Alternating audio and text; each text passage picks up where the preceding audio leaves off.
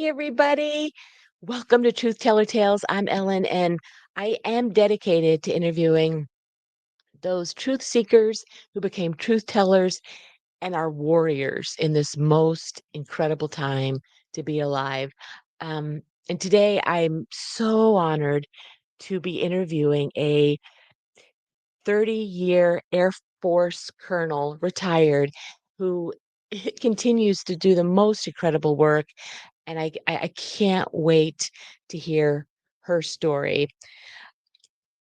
Colonel Towner Watkins, oh my goodness. Thank you for being here. This is such an honor. You're welcome. Thank you for inviting me. Absolutely. And I just there's so much I want to get into, but first, let everybody know who happens to not know who you are, kind of what you're doing now and the information that you're trying to get out right now. So, about 3 years ago, I've been an avid reader my whole life. And about 3 years ago, I was reading a book that kind of blew my world apart. And it was Anthony Sutton's book. He actually wrote three books, it's a series. And he explains how the same oligarchs, I call them the international syndicate, got together and were funding the Bolshevik Revolution. And the basic funders come from New York City and from the City of London. And it isn't just bankers, it's an entire array of oligarchs and old families like the Whitneys and the Rockefellers. And the the premise of the three books is that those same people not only funded the Bolshevik Revolution, which obviously gave birth to communism, but also, fast forward a little bit, funded the rise of FDR on both sides of the pond. And they also funded the rise of Hitler. Now, most people would go, what? Because we've been conditioned to believe that there is a far left, which is communism, and a far right, which is Nazism, Right. fascism, whatever, and that they're opposing forces. And when you realize both were birthed by the same people in order to create a term that is used called the strategy of tension. Well, if I can create the paradigm that there is a left and that there is a right, and I can, through terrorism, through massive deaths, wars, whatever, I can convince people that you don't want to be in this group and you definitely don't want to be in this group. You can do what you can implement what has been termed the third way. And it's if you can vision on a cattle ranch where you have one guy working the chutes to get all of the cattle onto the trailer or the box car or whatever, the mode of transportation. And this guy has a cattle prod and this guy has a cattle prod, and they're just shocking the cows through the cattle chute. That I'm a very visual person. And that's kind of what, in reading these books, the vision basically that was presented to me is we're being shocked on the left and the right through terrorism, through events, false flags, onto the cattle car. And when you scare people, you can manipulate people. And those electronic shocks, whether it's 9/11 or the attack on the USS Liberty or whatever it is, the sinking of the Maine back in the early 1900s, those shock events give people psychological trauma, and then they seek the government for answers, for safety. Yeah. And we are being massively manipulated through these events in order to be managed or prodded into this third way. And the third way is one world government. And if you go back as early as the late 1800s, the Fabian Society was created. And the same people that created Zionism all of these different isms, communism, Nazism, were orchestrating this world plan. And in their own words, the Fabians said they wanted one world government. And I mean, this was back in the 1800s.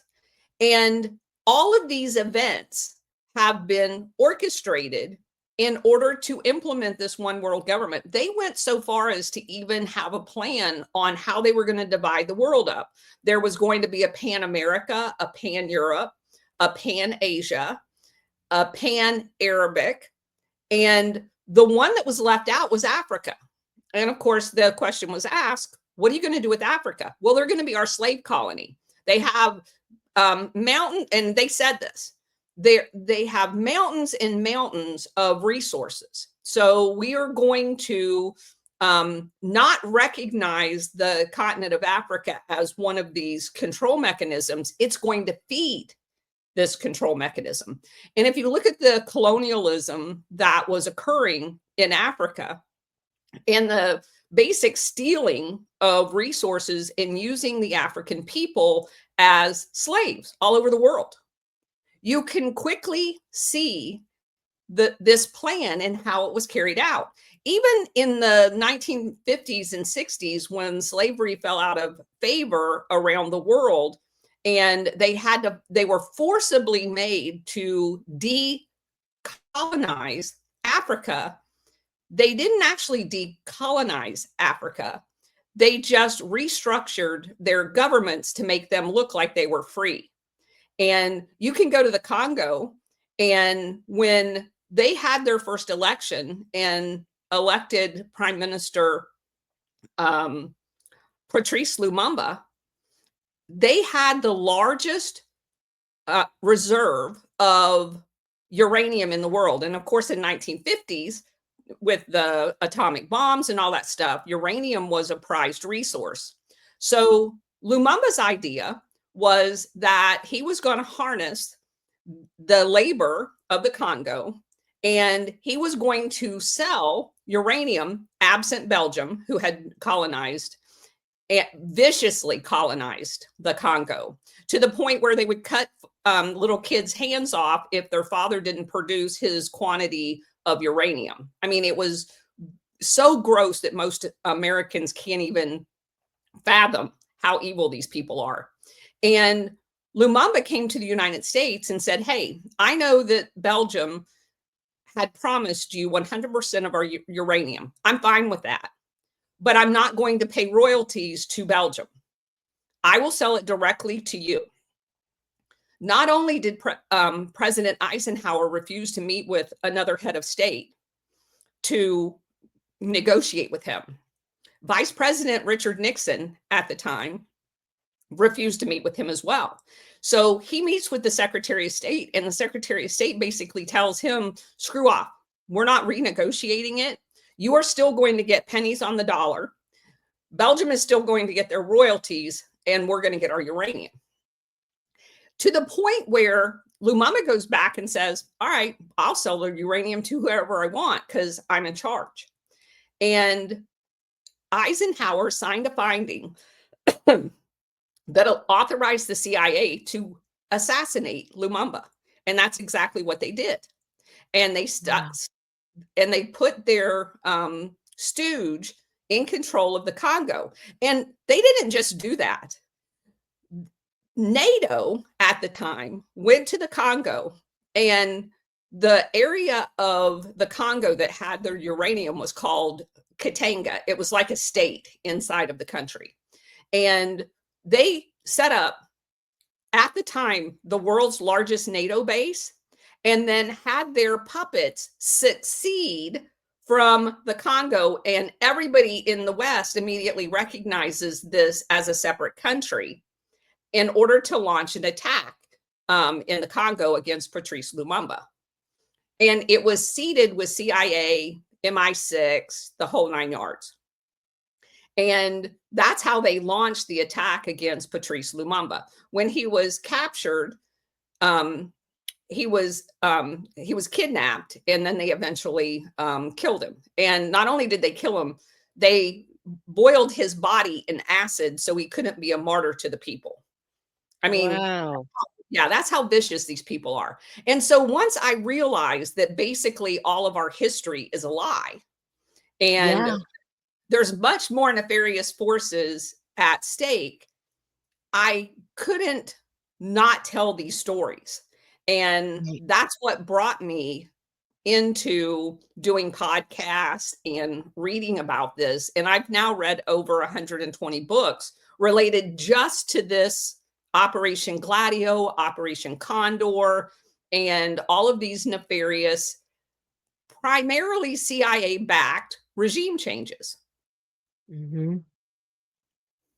That is incredible, and there's so much information and so much information you have that lays such a foundation, but as you're saying that, and this is something for another conversation, I think, Colonel, but, I live in Virginia and was very drawn to, Walter Russell and Afton Mountain, and I went there and, did, volunteer work and found out that Afton Mountain was going to be used for that period of time to mine uranium, and they were gonna bring people in, from South Africa, there to actually do the labor, and that's a whole other thing that we can talk about at some point, but, during that period of time, um, and for some reason, I know that, and it's really there's just so much nefarious information, that of our history that we have to understand, in order to understand things moving forward. And so I admire what you're doing so much, because it's foundational, and I encourage everybody to understand and start to understand what you're doing and the information that you're getting out. Um, but that is just as incredible and as fundamental and foundational as that is, something got you here, and that is your life, which is amazing. So I want to hear your start and what got you to this point. So take us back to where you were born, your childhood, and just I just would love for you to start. Okay, we probably need about a 6-hour story. But in a nutshell, I was born in Muncie, Indiana, and my dad's father died when he was still in school. So he dropped out of high school to farm and take care of his mom. And he was the oldest. So he took care of his three siblings. And he got into being a long distance truck driver. And he met my mom. And there's three girls in our family.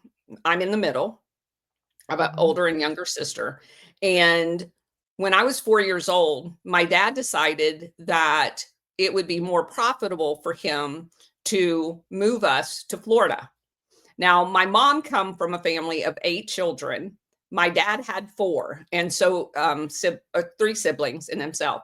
And so moving to Florida was very traumatic. We didn't know anyone here, and we lived in a very um, low income area because we didn't have any money. There wasn't at the time, because trucking was still regulated, a lot of cash to spend, so to speak. Mhm. So we rented, we moved around. I grew up living in a mobile home, a trailer, and we eventually, my dad was able to buy an acre of land in a very rural part of town. And we grew up, he bought me a horse. I rode horses every day with my neighbor Mhm. and literally spent, and I was a tomboy. My dad was my idol. And when he Mhm. came home, he was home probably on average 2 or 3 days out of 10. And I was his shadow when he was home. I helped him work on his truck. And eventually, when I was about 15 years old, he taught me how to drive his semi. And I would drive it around the we had an old truck stop in town called 40 Acres. And I used to drive his truck around, and I loved it. I loved helping him change the tires, changing the oils, putting water in the batteries, and greasing his fifth wheel. Anything that I could do, I did. And that was kind of like the highlight. When my dad came down the dirt road that we lived on, my life drastically changed, because what my Aw. dad didn't know at the time was my mom was an alcoholic, and she never drank when my dad was home. So life for me when my dad was home was very normal. When my dad left, our life was very chaotic.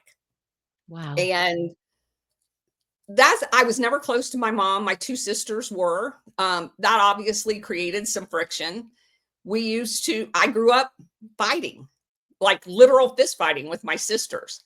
But the old rule was that you could have fights with your siblings, but no one could touch either one of my sisters. They weren't very good at fighting, but I mean fist fighting.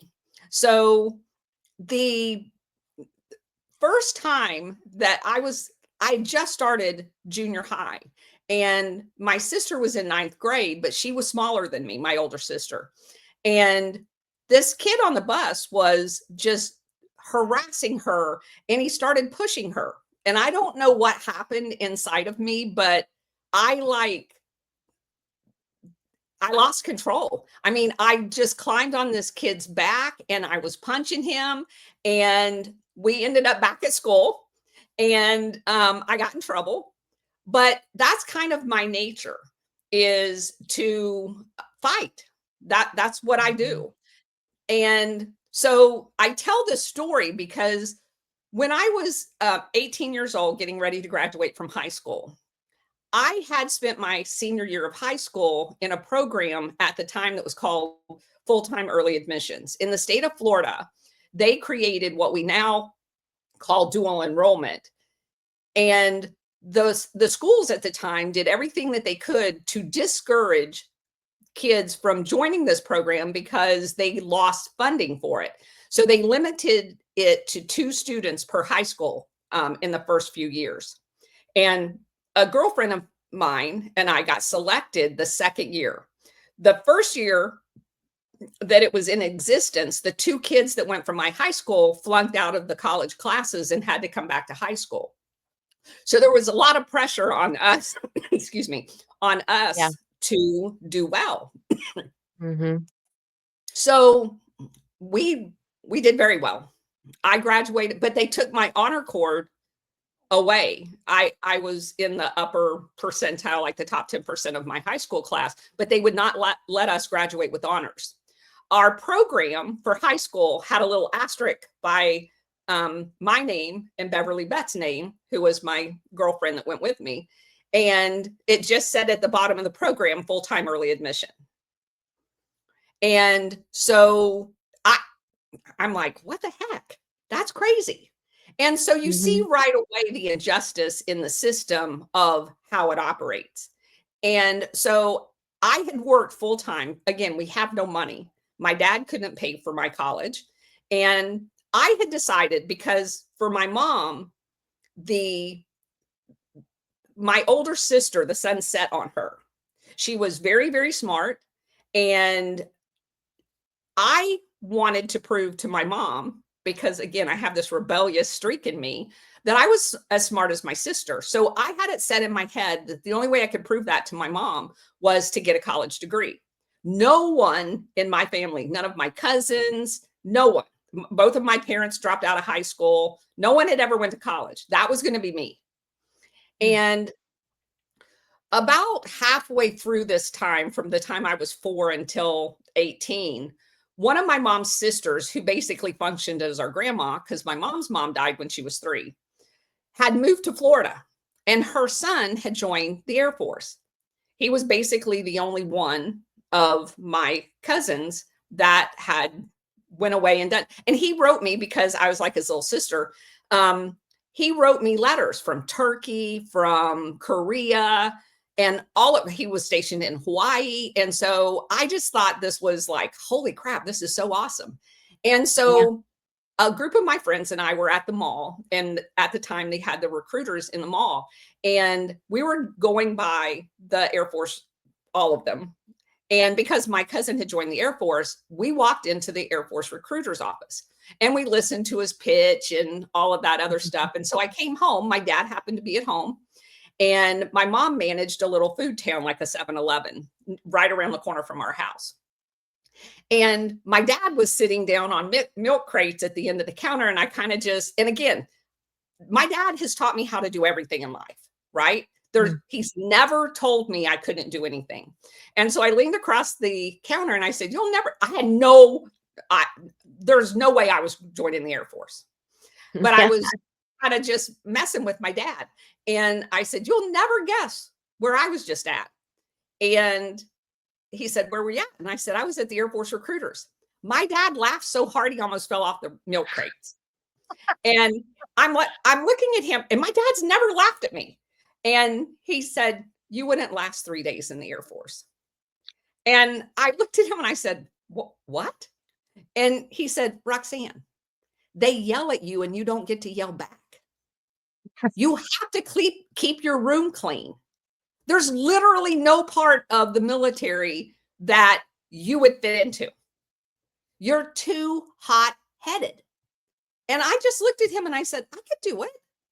Because of course it's free college, right? And I will never forget the recruiter sign on the outside of the glass said $419 a month. Well, that was about what I was making at McDonald's. And I had worked that whole year full-time, went to school full-time, and I was looking for any way I could go to college free. Yeah. And I looked at him and I said, I could do it. It's only 4 years. And he goes, no, hon, you can't. You couldn't do it. So I got in my car. I drove back down to the recruiters. And 2 weeks later, I was at Lackland Air Force Base in the Air Force. And Wow. 2 weeks. That's unheard of. You have to take the ASVAB test. You have to take the bus up to Jacksonville through the MEP station. And when I got to the MEP station, the guy asked me, what do you want to do? And I said, I want to be in maintenance. And I'm thinking vehicle maintenance. He says, well, the only thing we have open right now is aircraft maintenance. I said, okay, I'll do that. And so I go to Lackland, and for 6 weeks, my dad was right. They yelled at me every single time. But every single time my TI yelled at me, the training instructor, all I heard was my dad going, you can't make it. You can't make it. You can't make it. And every time I had to make my bed every morning, I heard my dad, you can't make it. You can't make it. When I had to shine my shoes, you can't make it. And so it didn't matter how many times they yelled at me or I got demerits for not making my bed right or whatever, because I was going to prove my dad wrong. So I went off on a bus all the way up to Illinois to Chanute Air Force Base and went through maintenance school and went out and did maintenance. And then I came back to the school as an instructor. And so I learned how to teach people. And here I was, a very young person in a classroom with even mostly younger people. But at the time, we were training Jordanians and all types of foreign students that had bought our aircraft. And they were older. And they didn't necessarily like following the directions of a female. And so you had lots of very interesting interactions with people, and you grow up fast. They put you in positions of authority very quickly in the military, and learning how to deal. And I only had one incident in the 6 years that I was in maintenance that little bit of rebellion came through.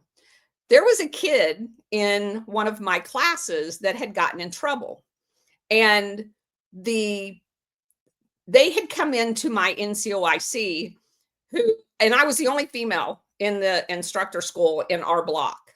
All of the rest of them were guys. I was Jimmy Carter. Let me just say this. Jimmy Carter opened aircraft maintenance to females the year before I joined the Air Force.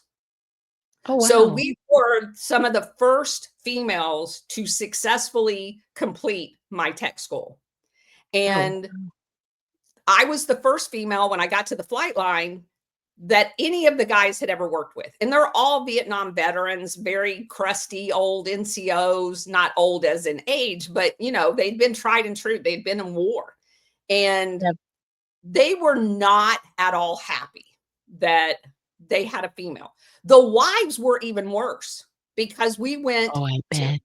yes, we went on temporary duty over to like Grissom Air Force Base and nearby for mobility purposes.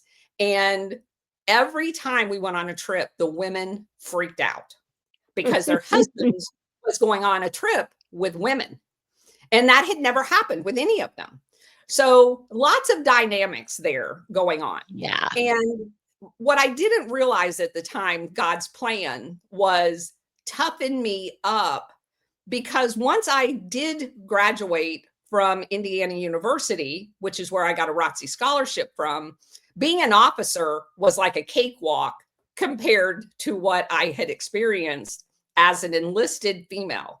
And so going back to that story, the master sergeant, which is like a whole bunch of ranks above what I was at the time, I was an airman. Mhm. He had taken the side of the student against me, who was bold-faced lying. And several other students later that day had came in and basically told the NCOIC that that student was lying about what had happened. But in the meantime, he called me in his office and was yelling at me in front of my teammates, the other instructors. I walked out of the office and slammed the door. That was Oh, something that you don't do, that you yeah. never, ever do. And he was, he obviously runs over to the door, calls me back in there, and then continues to scream at me. And I have tears running down. I am so mad at him for a whole litany of reasons. And I went to the bathroom and I swore to God that I will never, ever cry. I don't care what it takes, but nobody is ever going to do that to me again. And for the next, whatever it was, 25 years, 24 years that I was in the service, no matter what happened, I got mad. I didn't show emotion, and I never again cried, ever. And Wow. so, again, not knowing at the time that all of these skill sets, being an instructor, working on a flight line, when I got to Grissom, they had KC-135s, and I worked in a field that used the air coming off the jet engines in order to operate our systems. And I could actually get into the engine cowling where none of them could. And they quickly figured out that having this tiny little 100-pound, 5'3" person on their team was very helpful to them to do the jobs that none of them wanted to do. We Yeah. One of my systems was liquid oxygen, which feeds the oxygen mask to the pilots. And they have where the nose gear goes up in a KC-135, that area is called the hellhole. And that happens to be where the liquid oxygen converter is. And so I could literally climb up the ladder and sit in there and work on it, and none of them could. And so, again, they come to appreciate the fact that not only was I very good at what I did, and I was very good at troubleshooting, where you take the symptom of what's going on and trace it back, because I had memorized what, in order to get promoted in the Air Force, you have to have professional military education and skill education, and you're tested on it every time for promotion. The skill part of it, I had basically memorized everything in the book. And so I knew how systems work. That's just the way my brain is wired. And so I was very good at Mhm. troubleshooting and those types of things. Again, skill sets that would serve me very well later on in life, not realizing it. And so when I take this information about Operation Gladio, I can package it in a way because I have the skill set of teaching in a way that other people cannot. And keep in mind, we were teaching 18-year-olds very complicated systems relegated down to basic science on how electric flows, um, how pressure works, and that type of thing. And if I say so myself, I was very good at it. It's just a skill that I have.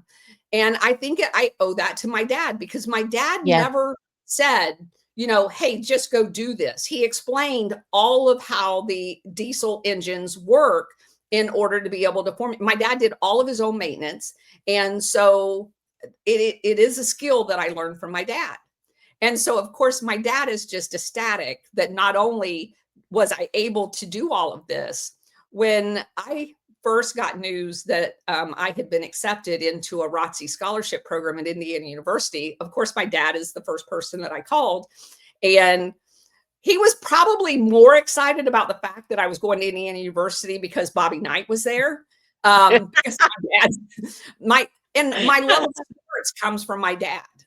When he was home, we were glued to Sunday football, college basketball, and I sat and watched those things with my dad. Not that I really cared about the sports. I just love spending time with my dad. And so Oh, I know everything about basketball. I know everything about football, which again helped me make bonds with the men that I worked with, because yeah. that's a lot of them were very into sports. And so I go to Indiana University. I graduate as the top business graduate that year. At most of my classes was taken at the Southeast campus down in Southern Indiana, but I drove up to Bloomington for my ROTC stuff.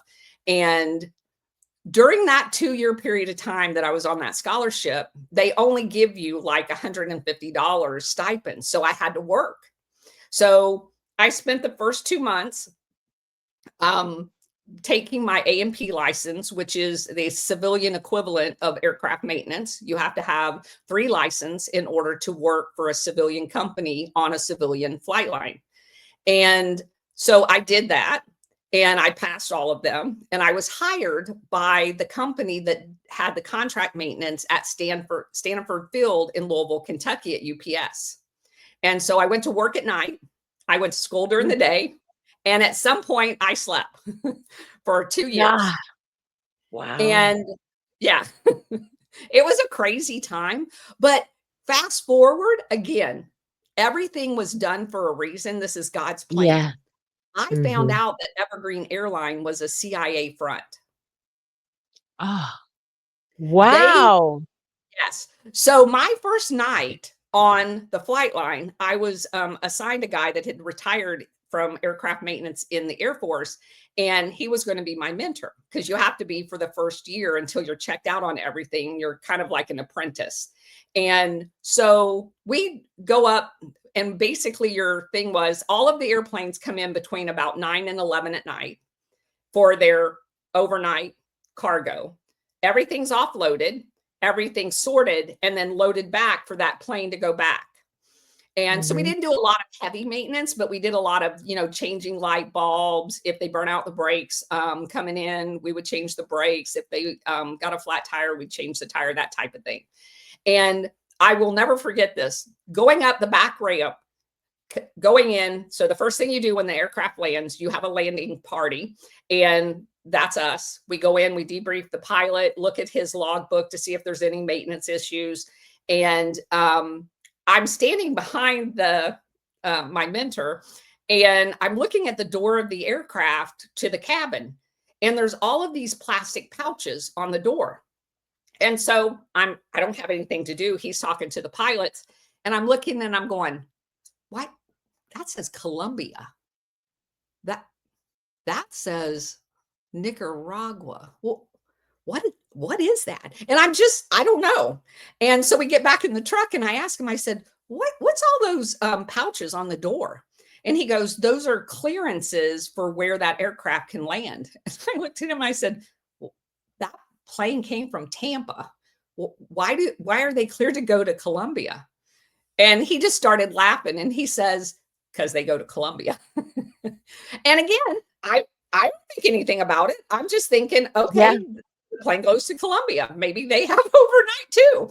Um, of course, now I know they were flying drugs because and weapons and all of that other stuff because this is the 1980s. This was 85 to 87 that I was at IU. Wow. And again, I'm oblivious to all of this. I have no idea what any of that means. I'm just thinking, okay, so maybe every once in a while there'll be a whole plane load of shit that's going to Columbia. I don't know. And so this whole journey for me, researching Operation Gladio, I take pieces of it's like God put me in all of these different places for me to know all of these things in order to be where I am today to make sense of all of this. And so my first duty station when I graduated in 87 was Los Angeles Air Force Base. And what's going on in Los Angeles? Well, that's the crack cocaine explosion as the step two to all of these planes going down and bringing cocaine back and weapons down to the Contras, right? And so I'm in Los Angeles at the height of the drive-by shootings and the crack cocaine explosion. One of the very first things that happened to me when I got to Los Angeles was, again, I'm just oblivious to all of this. I rented an apartment and I ordered because at the time, J.C. Penney, Sears, you order everything out of the catalog. And Mhm, if mhm, and so I had some curtains delivered for my daughter to the local J.C. Penney's that was closest to Los Angeles Air Force Base. And I'm a personnel officer now, and I probably should tell that little bit of story first. mhm. I only had one thing when I graduated from college that I wanted to do. I wanted to be an aircraft maintenance officer. And I got my orders and they made me a personnel officer. And not at work, but I cried for 3 days because I could not imagine my life for 4 years at sitting behind a desk. I never sat Mhm. behind a desk. And even when we were at tech school, I was always in the block where it was the hands-on maintenance out in the hangar. And so it just was devastating to me. And um, my NCOIC called the personnel center at the time and said, look, you cannot make her a personnel officer. And they just simply, it's a numbers game. She has her A&P license. She has 6 years experience. And of course, the aircraft maintenance officer course was across the street from where I worked as a tech school instructor. There were PE majors going out to be maintenance officers. There were music majors because they came through our, and we talked to them. And I'm like, how are you going to be a maintenance officer? Holy crap. Yeah, And so I thought I was a shoe in for it. right. So now, again, you know my personality a little bit now. So, Mhm. as a personnel officer, I was going to make those people at our personnel center's life miserable every day for the rest of my career because they did so many horrific things to people, um, in errors or whatever, that over the course of my career as an officer, which ended up being a lot longer than I thought it would be, not 4 years, it turned into 24 years. Um, I made their life miserable. I figured out how to do correction of records. They're called BCMRs. And every time they did something stupid to a person, whether it was an officer or enlisted, but especially if it was an enlisted person, I made it my life's journey to fix it, whether it required a regulation change or somebody getting in trouble. And of course, I'm a personnelist, I'm their peers. And Mhm. it didn't make for a smooth ride, but it gave me a sense of satisfaction of pushing back against the system. Yeah. And that was going to be the rest of my career. I was known as the person that pushed back against the system. And so while I was at Los Angeles, going back to the story, I go to pick up my curtains at the J.C. Penney's, and I have a black officer, security officer, I'm in a parking garage. He comes over and tells me to get back in my van. And I'm like, I got curtains in here. I have to pick up. And he goes, ma'am, you need to get back in your van. And I'm looking at him going, but what about my curtains? And he said, you can't go in here. And I'm like, why? And he goes, because you won't walk out. And it was on the wrong side of Hawthorne Boulevard. It was in a very Oh, gang infested wow. and it's literally 5 miles from the base, but it crossed a magic line that you were not allowed to go. And he probably saved my life. So I Wow. get back in my van and go back home without my curtains. And at the time, Los Angeles, well, it still does. Los Angeles Air Force Base was the place where all of the satellite systems were designed, built, and launched. We went up to Vandenberg and out to Cape Canaveral. Cape Canaveral was a subordinate unit to Los Angeles Air Force Base. And so I became very familiar. Again, I'm a personnel officer, but I ran for 2 years out of the 3 years I was there, the company grade officer council. And so there was like 3,000 engineers and acquisition officers there. And just over, going to lunch and stuff like that and hanging out, you learn a lot about what they do for a living. And so I learned Mhm. all about the GPS, Navstar.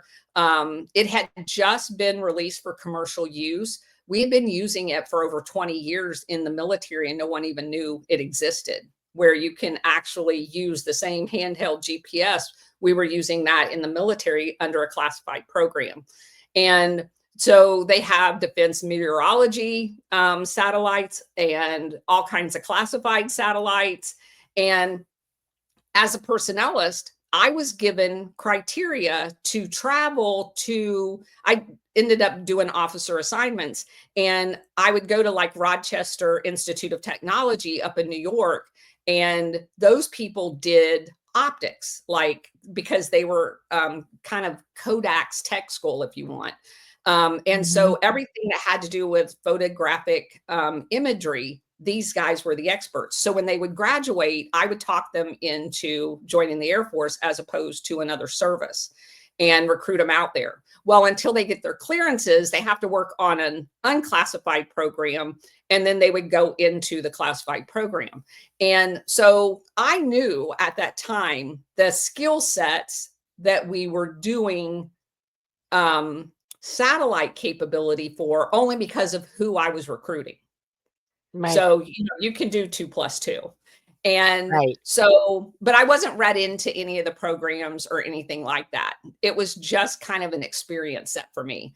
And from that base, I went to San Vito, Italy, which happens to be, it's closed now, an intelligence base. It was owned by the intelligence services in the Air Force. And it had this big thing called an elephant cage, where we use satellites, but the signals all came to, and there was about 5 of them throughout Europe and 1 in Turkey. Um, and the probably, I think we had maybe 2,500 linguists assigned there, and they would take all of the spy gathered intelligence and translate it into messages and send them back to the intelligence agencies. And that was their job there. And again, we Mhm. had these little white balls on the back of our base that had a classified area. And I recognized them immediately from having been in Los Angeles, because that was the next phase of doing away with the elephant cage and using mobile satellite capability to do the same thing that we did there at San Vito. And so the linguists were being used to do mobile satellite capture as well. And of course, now we know we've got all of these wonderful new programs. And from there, I went to Andrews. I was there for 2 years. Lots of really interesting experiences there because, of course, that's where the presidential aircraft are, the first helicopter squadron. And so lots of real exciting things that you're able to participate in kind of as a straggler, because anytime a Mhm. dignitary would come out and they needed a formation, you could always volunteer to be, part of the reception. And I moved from there over to the Pentagon. I was at the Pentagon for 4 years. Um, Again, lots of stories to tell. But basically, I learned how the whole budget program works for the Air Force, was involved in a lot of interesting struggles to get money for the Air Force versus the other services. And I did the personnel and training piece of that.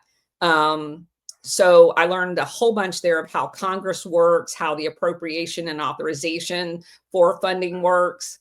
Then I was selected to be a general's executive officer in an office that had a 3-star and a 2-star, a 1-star in it. I was the junior exec. There was a colonel that sat opposite from me. He was the 3 stars exec. I was the 1 stars exec. And as an executive officer, you basically are kind of like the right hand person. You go to all their meetings and you take notes and you do speeches for them. And so I was a major at the time, and you get to work with a whole bunch of colonels that, you solicit information for a presentation that your general's going to do. You travel with him all the time.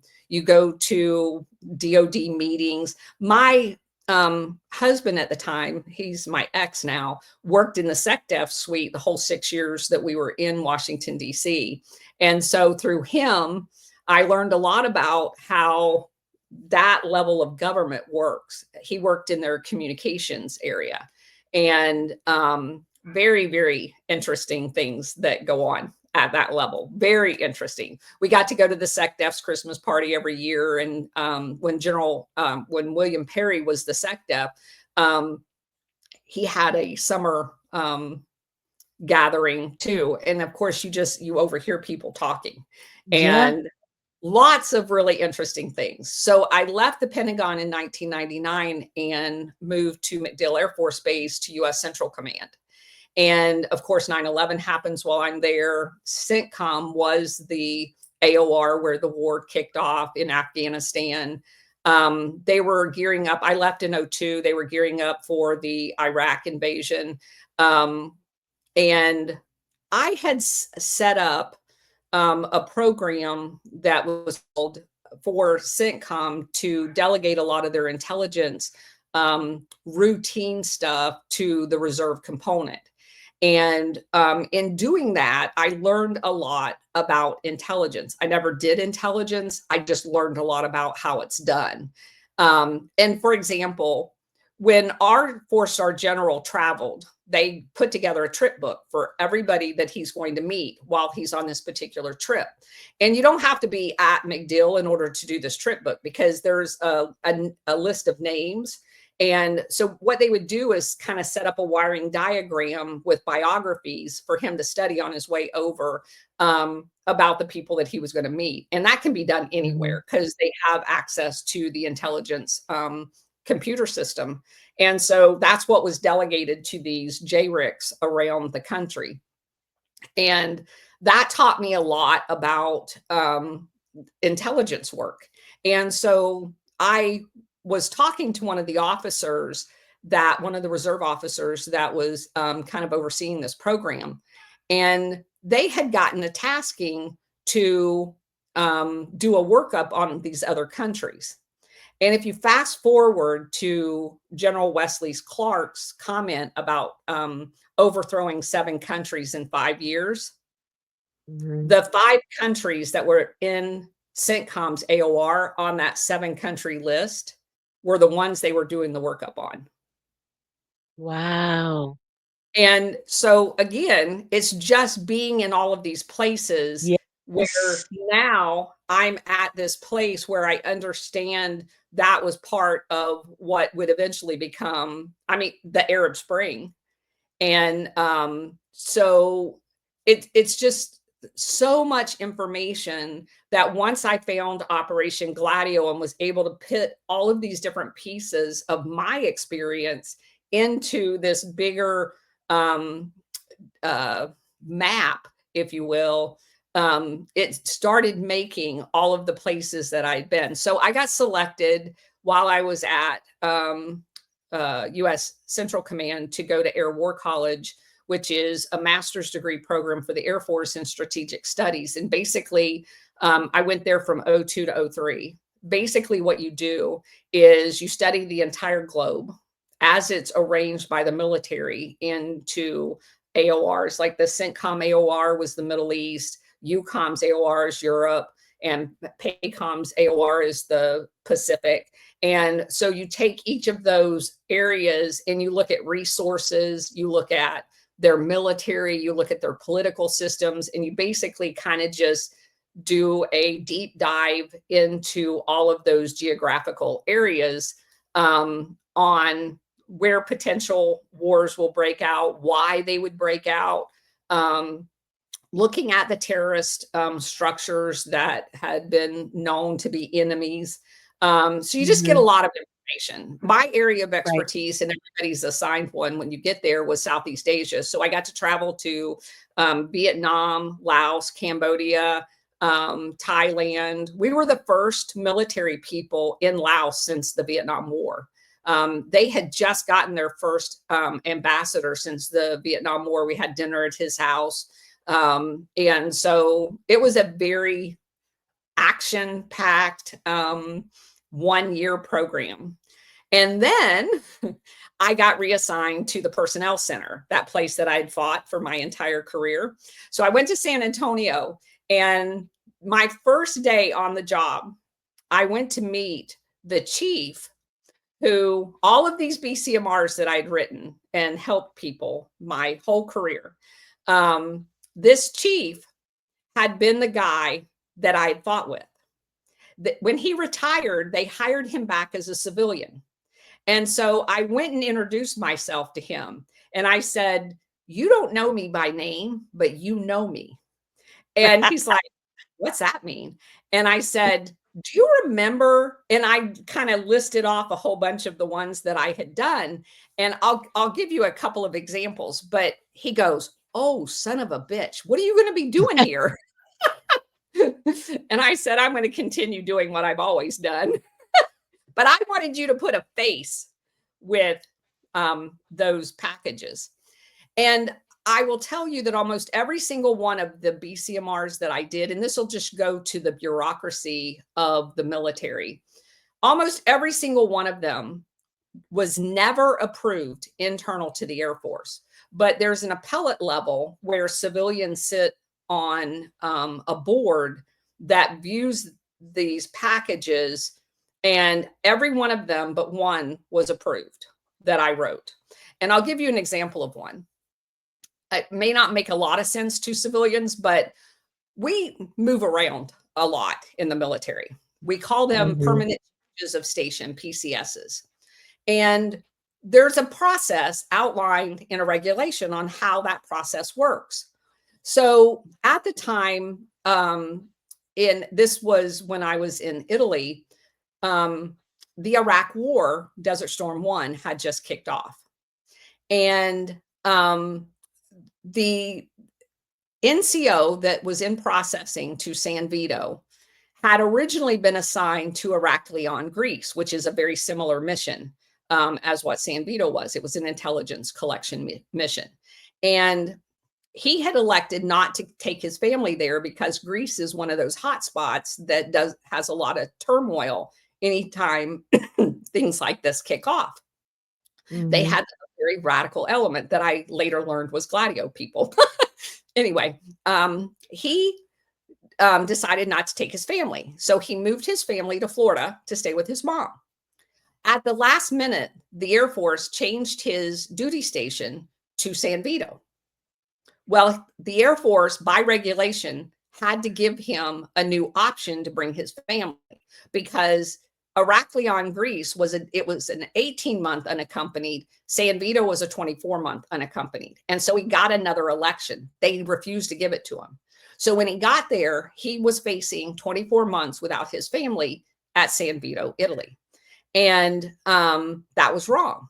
So I go back to my office after talking to him, and I write up like this 3-page message, sending it to the personnel center saying, "Hey, this guy was not given his option. Here's the regulation reference. This is wrong. He needs to be given another option. I attached the form where he chose to bring his family. They disapproved it. So I wrote a BCMR for him. I had him sign it, and I sent it to the BCMR in San Antonio. They disapproved it. It went to the appellate level because I resubmitted it as an appeal, and they approved it. So he was able to bring his family over. Fast forward several years later, I'm at MacDill, and this guy also is at MacDill. And I see him in the commissary, Oh, and he comes up and he just I'm getting chills. He gives me a big hug, and he's like, "Oh my gosh, I can't believe you're here." And so, yeah, it was just, and so at MacDill, he was the professional military education for the Airman Leadership School. And so once a quarter, I would go over and give a leadership briefing for him at MacDill, to the young airmen, telling them, you can be me.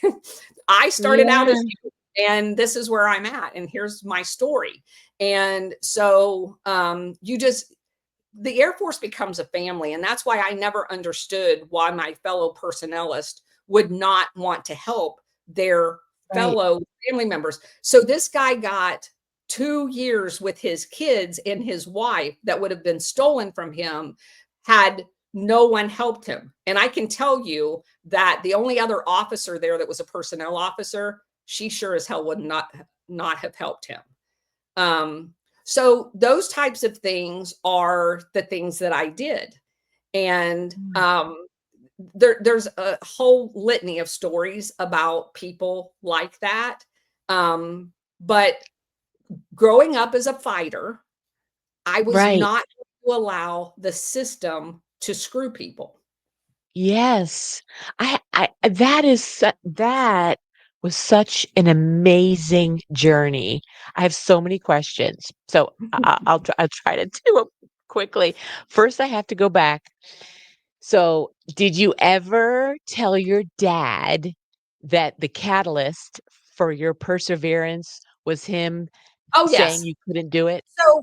So at when I was stationed at CENTCOM, I pinned on Lieutenant Colonel. Now, my dad doesn't fly. Other than my commissioning ceremony when I got to be a second lieutenant, and I swear to God, it was only so he could meet Bobby Knight, because I didn't know until I got to Indiana University that Bobby Knight started off his career at the West Point. He was a basketball coach at West Point before he came to Indiana University. And he was very pro-military. He came over to our detachment and spoke every semester. The picture my dad had hanging on his wall was not me as a second lieutenant, not me as a major. It was me and Bobby Knight. Yeah. And so, um, my dad, being from Indiana, when I got my commission, he came up to my commissioning ceremony in Indiana. So he missed my pin on to first lieutenant, captain, major. But I pinned on lieutenant colonel at CENTCOM, which is 45 minutes from my house and, where I grew up. And so my dad came over, and it was the first time my dad had ever attended a promotion ceremony. And I told that story to the entire audience. My dad is crying like a baby in the front row. Mm. And, so I had bought him a gift, and I gave him the gift, and I told him, I said, Dad, you're responsible for everybody in here and me. And Wow. yeah, he was crying like a baby. That's probably the only Wow. second time I'd ever saw my dad cry. Yes. But cool. How amazing. You just taking me on this whole journey, and of the 3 girls, you were the one that had something in you that wanted to hang out with your dad, that wanted to learn about the mechanics, that wanted to watch the sports. Something in you obviously was supposed to you were supposed to do that and to follow this path. I mean, that's what's so fascinating when I hear these stories. And so what did your sisters think of this whole thing and your path and your relationship with your dad and all of that? Were they oblivious? Did they understand No, it? I mean, they did, and it's funny because, again, nobody in my family had ever been in the military. So my younger sister, had this thing that every time I would change ranks, she would relate it to some show or movie because she doesn't know anything about the ranks. And she's like, okay, if somebody asks me what my sister is, Major Nelson on I Dream of Jeannie. She's a major. Yeah. So it was That's kind, I mean, they hilarious. kind of knew, but they were pretty much oblivious to the meaning of any of this stuff. And so Yeah. when I was at the personnel center, I got selected for colonel. I pinned on colonel, and I moved over to a brand new unit where we got to design the insignia for the unit at Warner Robins Air Force Base in Georgia. I spent my last 3 years there, and then I was medically retired because I got injured from the anthrax vaccine, which was mandated when we were at CENTCOM. Because Wow. we're a forward headquarters into the AOR, so everybody at the headquarters had to take the 5 or 6 shots for anthrax. And I didn't realize it, but almost immediately it had started degenerating several of my disc in my spinal column. And I started having problems anytime that, like when you run and do physical things like that. And so they kept just treating it as an isolated problem, never diagnosing the coincidental. And I deployed when I was at San Vito into northern Iraq for 6 months and was exposed to the burn pits and all of the other stuff that was going on there. And so at the end of the day, I started getting migraines over there, which has stuck with me the rest of my life. There's a lot of physical things that happen to you through your military service that you would not be exposed Mhm. to as a civilian. Uh, Yeah. and you're pretty much on your own. In Even though you find out later on that a lot of people had very similar symptoms that you did, somehow not the DoD nor the VA on purpose categorizes those all as related to particular incidents that we all experienced at the exact same time. It's not that they don't have the data, they purposely avoid doing that so they don't take care of the people. And that's kind of Wow. my one takeaway from being inside that machine is my experience, both personally and professionally, is that it is a system designed to screw with people. Oh my god. I mean, I I hope you have to write a book, by the way. I mean, and so here's a question. This is coming from someone who's not military and it might be a bit naive, but uh, in your experience, in your bubble of the Air Force, in the military, are there people who are just following and don't question, just like in the bigger bubble of the world, Absolutely.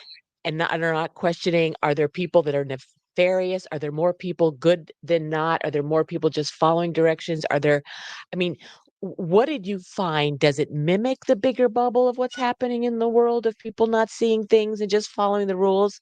What was your general experience with that? So if you ask questions, you are then faced with the dilemma of dealing with the answers. It's much safer not to ask questions. And for me, that's the opposite of my personality. Anytime I was Yeah, in a job, I had to know everything, just like my dad. I want to know how the whole semi works. I don't want to just know putting water in a battery. right. And so, by my nature, and the whole thing about troubleshooting, you have to know the whole system in order to be able to figure out what's wrong inside the system. That's just the way I'm wired. And so, even at my first duty station when I was in Los Angeles, being new to personnel, I didn't know anything. And I had, like 30 NCOs that had jobs that I didn't know anything about. So, the first year I was there, I sat down with each one of them and I built what is referred to as a continuity book. Because most of those people that did a job didn't know how to do the person's job next to them. And Mhm. this person goes on leave and they're providing a vital service. And then how does this other person come over and backfill that person? And the Right. worst part about it to me as a former enlisted person is personnelists were tested for promotion on how to do everybody's job. You had to know how everything worked. Well, if then when they get assigned to a job, they're only doing one part of a 20-part process, how are Right. they testing on all of this other stuff? And so I started building these continuity books. And once I got the continuity books built, I rotated people because everything was laid out and they learned how to do each other's jobs. And almost every single person within the next 3 years that worked for me was promoted. And Wow. I did the same thing when I was at San Vito, and I was in a completely different section. I didn't know how to do any of their jobs. I mean, I knew what they did, but I sat down with every single one of them, and then I built the continuity books. I didn't make them do it because I wanted to know what they were doing and how it made Right. the entire process work. And so that gave me the fundamental understanding of how the system worked. Well, once you understand how the system works, you understand how it can mess up people too. And then I already knew, because I had done all of this work, how to go back and research the NCO that got screwed out of having his family with them. I knew exactly what Mhm. regulation to pull because I had it all laid out in my continuity books. And so Mhm. it just, but if you're the person like the one I replaced that was happy just coming to work and dealing with personnel issues of the personnelists that worked for you, like the guy that got in a wreck and got his head slashed and that type of thing, if that's all you're going to do, then you are not going to know how to help people. And you're also not going to know how to help commanders help people. And so I became very popular with commanders. I didn't become very popular with my fellow personnelist because when we're in a meeting, and I'll go back to my assignment in Los Angeles, because I built all of these continuity books. The Air Force decided while I was in Los Angeles to change the entire officer promotion system, and they needed to have built a road show in order to go around and brief all of the different people. I'm a lieutenant. I'm a nobody. Because that area fell under me at the base level, we had a numbered Air Force level of a 3-star. So you've got a wing here, and then you've got the numbered Air Force. And the wing at Los Angeles also had a wing at Patrick Air Force Base in Florida. It also had a wing, at all of these other places, Vandenberg, Colorado. And I had this 3-star had a major working on the personnel staff at this level that had the responsibility for building that road show. And so in the first few meetings that we had, and there's a 4-star sitting at Andrews Air Force Base that this 3-star works for. So every 3-star, there was like 4 of them, had to build a road show to go to their bases.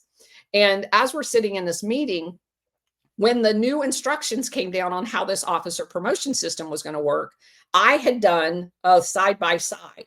This was going to be called this. This is the regulation. This one's. Again, I'm a lieutenant. I go to this meeting and this major had done nothing.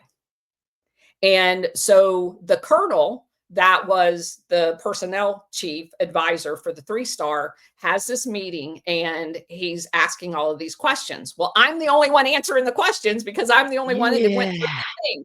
And the colonel kept looking at the major and he's going, yeah, I think she's right. Yeah, I think she's right. And so then the colonel looks at me and he goes, and he looked at the captain who I worked for and he says, I'm going to move her over here and she's going to be our roadshow person. And so I got to go to all of the bases and all of the different detachments because we had a small Air Force contingent at all of the companies like TRW, Northrop Grumman. And so I was on the road for like the better part of 6 years or 6 months, giving everybody their introduction to what the new promotion system was going to be. And that again, that major hated me. Yes, I'm sure. Yeah. But you just do what you are tasked to do. And so you don't make a lot of friends when you ask questions, is the answer to your questions in your peer Yeah. group, in your profession. But you become vital to the commander.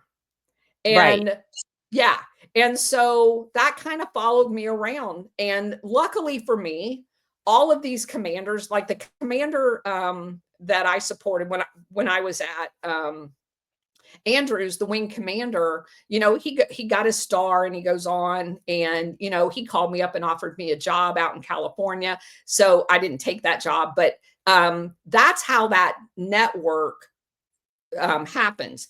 It doesn't happen with your peers very often if you ask questions and really understand the system, because they just assume go to a base, spend 2 years traveling, and go on to their next base. And that just isn't Mhm. how I'm. Yeah, that's so interesting because, you can parallel that. I know I worked in the corporate world and implemented things, and my peers didn't like what I was doing, but my boss did. And my boss Yes. years later wanted, offered me jobs, so that's so fascinating. So let me ask you this. So now where you are now, as you've been digging in for years of all this information, obviously you're putting pieces together of things that happened to you in your life that you reflect back and say, okay, now I know why that happened. Now Yes. I see what was going. Are you finding that a lot and then light bulbs go Oh, off with you absolutely. as to Absolutely. Almost on a daily basis for about the first year and a half. wow. And so when those light bulbs go off, are they does it make you more cynical, more um angry, frustrated? I mean, what are your when this happens of the bigger system, how does it make you feel about all that? So, it again, when I first discovered Operation Gladio, so I told you about Anthony Sutton's book, and then I read Joseph Farrell's book, The Third Way. And so I'm putting all of these pieces together. And by the time I stumbled across Operation Gladio is also called Stay Behind Units, that was set up inside of NATO. Now, I was assigned to NATO. I went on a NATO deployment. And the the very first thing that you experience when you realize that um, this entire operation ran parallel with an overt effort. That's the covert side of it. It does make you angry. It makes you totally pissed off that that part of our history has been hidden. But Mhm. as I think we've articulated here, when you make me mad, you are going to be sorry. And so that is what gave me my personality type is when something makes you angry, you use that as fuel to make something right. And Yep. so I call it righteous anger. And every lie that I find, I expose. And they taught me how to teach people. And I Uh-huh. will use that as my impetus to put that righteous anger into a avenue for good. And I think exposing our hidden history is critical to moving forward. You cannot move forward on a foundation based of lies. Agreed. And do you think that's happening right now? I mean, do you Oh, I think we're moving in that direction? yes, I Wow. absolutely do. I tell people often that exposing Operation Gladio, Operation Condor, and all of the associated covert things that have been done in our name all over the world is critical to building a new foundation of peace. You can't have peace without recognizing the horror that has been proliferated around the world in the name of the United States.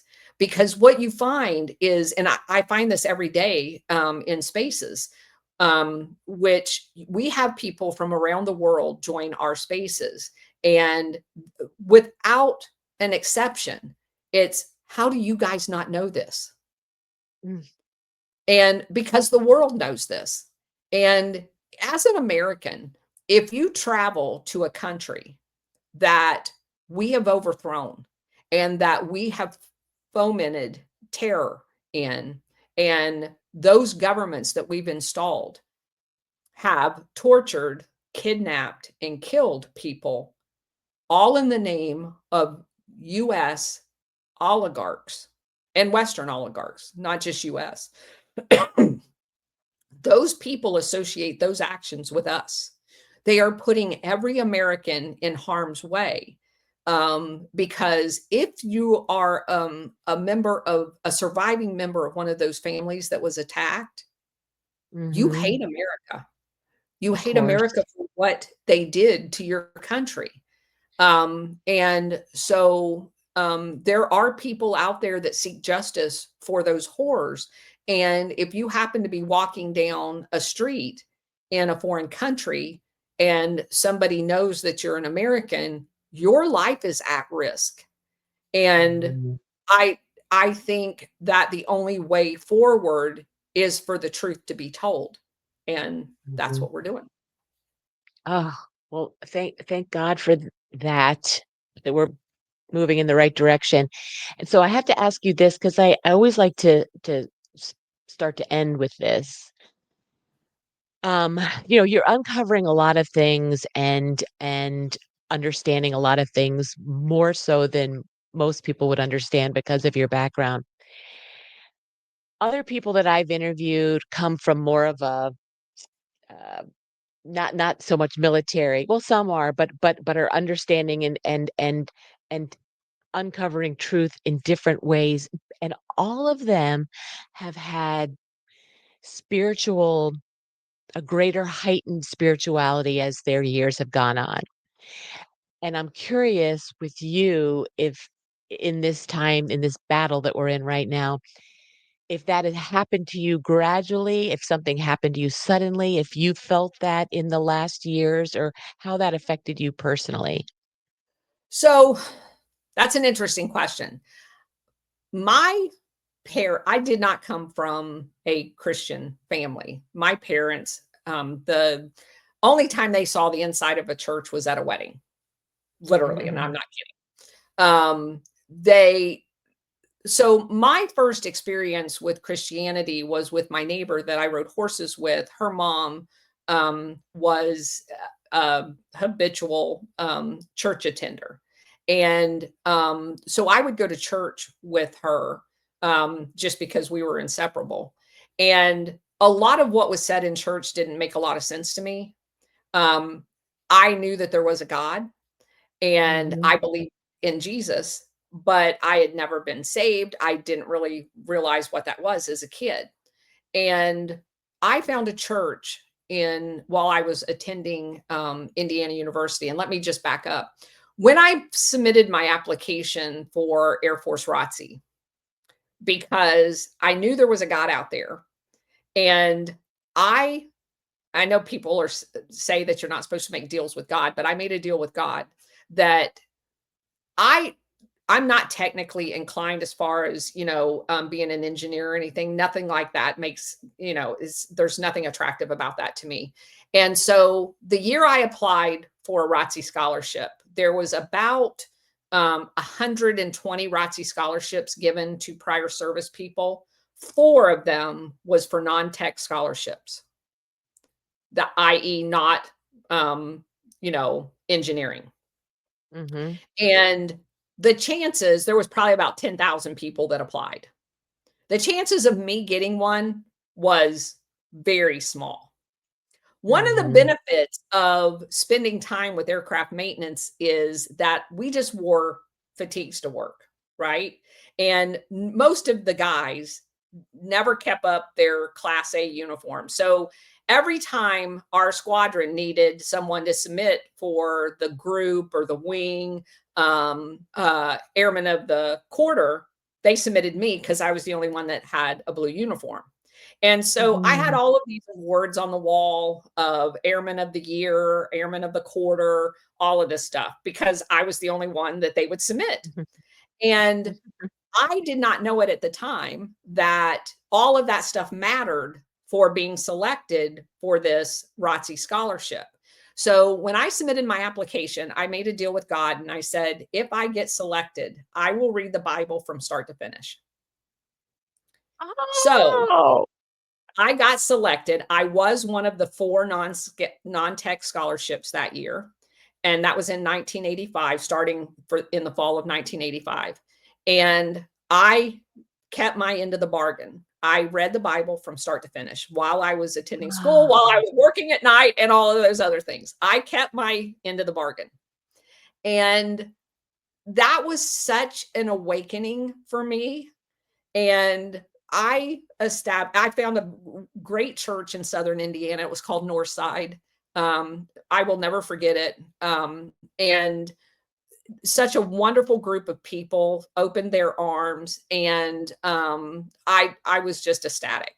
So that kind of started my spiritual journey, Mhm. and I would have been lost without it throughout the rest of my career with all of the challenges that I experienced. And didn't always find great churches because I'm not affiliated with, I always looked for an independent Baptist church. I didn't the whole Southern Baptist thing that's the church that my neighbor had went to. I had already seen that. I wasn't interested in that. Mhm. And so I have had this relationship with God for a very long time. And the one thing when I stumbled across Operation Gladio and the epiphanies that I kept having of how each element of it went back to some aspect of my career, like walking on that airplane and seeing those things of Columbia and all that stuff. And I'm like, oh my gosh, that was me.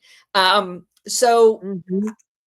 to me, my journey has been a confirmation of where I am now. And because so much of this, in some way, let me just give you an example. When I was reading, the very first book that I read dedicated to Operation Gladio was Paul Williams' book. Paul Williams wrote kind of him and Danielle Ganser. Danielle Ganser wrote a book called NATO Secret Armies. Those are the two Bibles for Operation Gladio. I would start off with Paul Williams' book if anybody's interested, but when it was the first book that I read dedicated just to Operation Gladio, it was such an epiphany to me when I got to the part where he's talking about when the Italy. So we know about all of this only because in Italy, they did an investigation, and the prime minister, Andreotti, gets up in front of their version of the Senate and confesses that Operation Gladio is a thing. And he did that on the 2nd of August, 1990. The only reason, and again, I'm reading this book and I'm like, the 2nd of August, 1990, holy shit. I flew into the Rome airport for my duty assignment at San Vito, Italy on the 2nd of August, 1990. Wow. And so that to me is God saying that I was there. And I did not know at the time because in Italy, they were referring to it as the years of lead, like lead bullets, where everybody was killing each other and there was all of these terrorist attacks going on. And so as the exposure came out in the immediate aftermath, while I was there, they had in Sicily like 5 prosecutors and a judge murdered on the steps of the courthouse because all of this shit was coming out. And again, all of this stuff going on around me, and I didn't have a place to put it. I just observed it. Yep. Now I have a place to put it. And I understand contextually how all of that unfolded because I saw it firsthand. And That's how I know I'm doing what I'm supposed to be doing. And all of those different confirmations as I've exposed all of this stuff, like we just went through a book about Gary Webb's book about the Iran Contra. And again, I work for Evergreen. I was in Los Angeles during the height of the crack cocaine explosion. And so all of these different pieces now make a lot more sense to me Yeah. through my personal journey. And it was God putting me in all of these different places at all of these times where now I can see the whole thing. So it is, Without a doubt. yeah, so it hasn't necessarily heightened my belief in God. It has confirmed everything that I believe. I love that so much because it's true. It's just so God-led, everything, and because I think everything that we've all been through, and you specifically too, since I'm talking to you, everything that has led you to this moment right now in this time that we're living, the awakening or what, for you to have all of those pieces to be able to share this wealth of information that is going to explode. I believe everything that you're doing. I it's just so astounding to me, the people that I get to talk to like you. And it's just an honor, and it's incredible because I can see it. I can see it so clearly, your life and what you did and what you're gonna be doing in the future. It's just so amazing to me. Um, so thank you, and I have to end with this. Is your dad still around? Is he He still is. here? I lost him the year before I was medically retired. Wow. It was very devastating to me Mhm. because I envisioned my whole retirement around my dad, being able to take him places and do things with him. It was really, I don't even want to get upset, but it was really devastating to me. Well, my belief, for those of us who have our dads on the other side, who were incredible warriors while they were here, there has to be warriors on the other side fighting Yeah. this battle. And yours is, mine is, and they're leading the way for us and for humanity as we're trying to do on this side. And that's my His spirit lives on. without a doubt, and he's fighting the fight with you, side by side, and I feel it. I feel it strong. So what an honor this has been, Colonel. I can't tell you. I'm just this has been such an incredible, wonderful journey that you've taken all of us on, and it's going to be looked at and studied for generations. And I just want to thank you for your continued hard work and your tenacity and your inquisitiveness and your strength and fortitude to continue to get the messages out that you are.